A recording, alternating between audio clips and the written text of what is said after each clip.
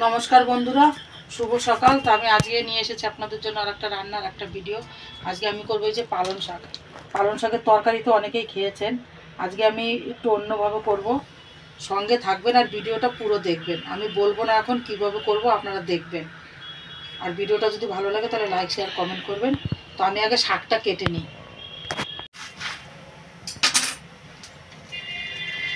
শাকটা বন্ধুরা অত একদম কুচোবো না, বারিক করে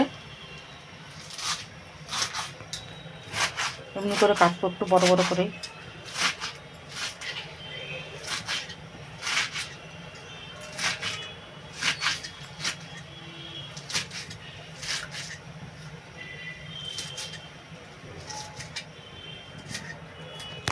আমার শাকটা কুচোনো হয়ে গেছে। এদিকে আমি বেগুনটাও কেটে নিয়েছি, আর এদিকে মটর রয়েছে, কাঁচা লঙ্কা চিড়ে রেখেছি, আর এদিকে রসুনটা থেতো করে নেব।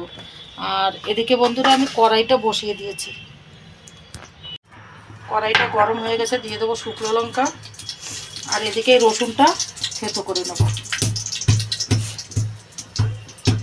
দেখেন বন্ধুরা, রসুন কুচিয়ে রান্না করবেন, ওর একটা আলাদা স্বাদ, আর এই থেতো করে করবেন এর আলাদা স্বাদ। কিন্তু এইটাতে বেশি ভালো লাগে, থেতোটাতে। আর এদিকে দিয়ে দেবো আমি কালো জিরে ফোড়ন দেবো।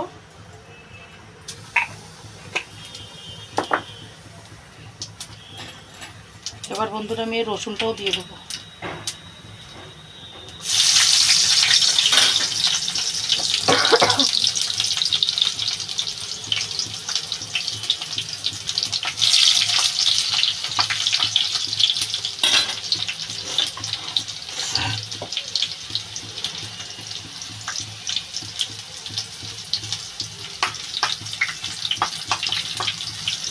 এবার বন্ধুরা কেটে রাখা বেগুনগুলো দিয়ে দেবো।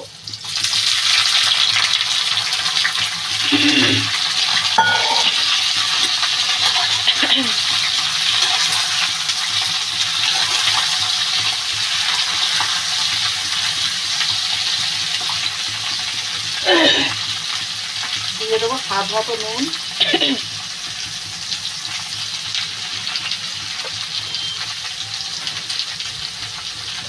আর পরিমাণ মতো হলুদ।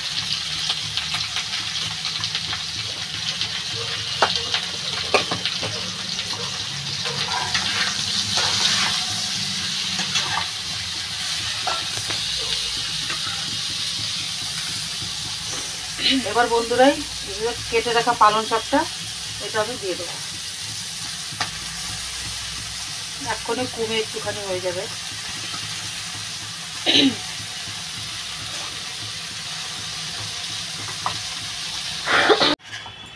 দেখুন বন্ধুরা, শাকটা কমে আসছে।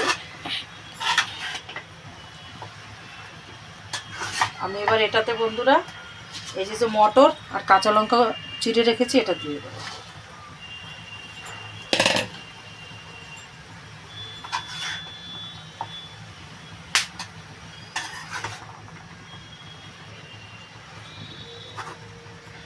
এবার এটা একটু ঢাকা দিয়ে দেবো।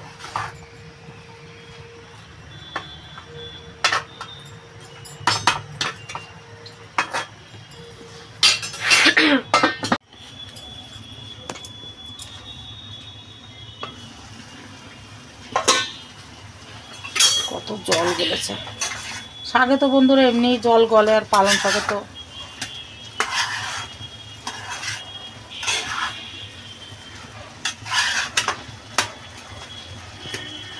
জলটা টানুকে বসে। বন্ধুরা এদিকে আমি একটু ধনেপাতা কুচিয়ে নিচ্ছি, ধনেপাতা কুচিটা দেবো। আর শাক ভাজাটা আমার প্রায় হয়ে আসছে।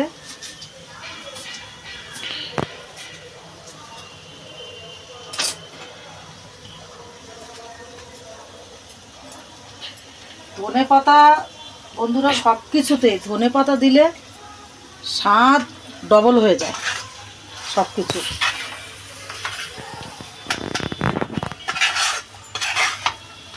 আপনারাও বন্ধুরা এইভাবে বাড়িতে বানিয়ে খাবেন।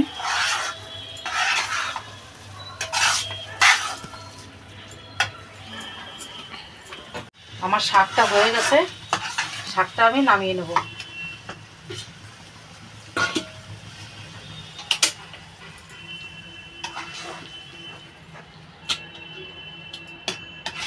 এই শাকটা বন্ধুরা এর ভিতরে একটু বড়ি দিয়েও আপনারা করতে পারেন। ডালের মাসকলার ডালের বড়ি যদি থাকে কারো বাড়িতে, তো বড়িটা দিয়ে করবেন, বড়িটা দিয়েও ভালো লাগে।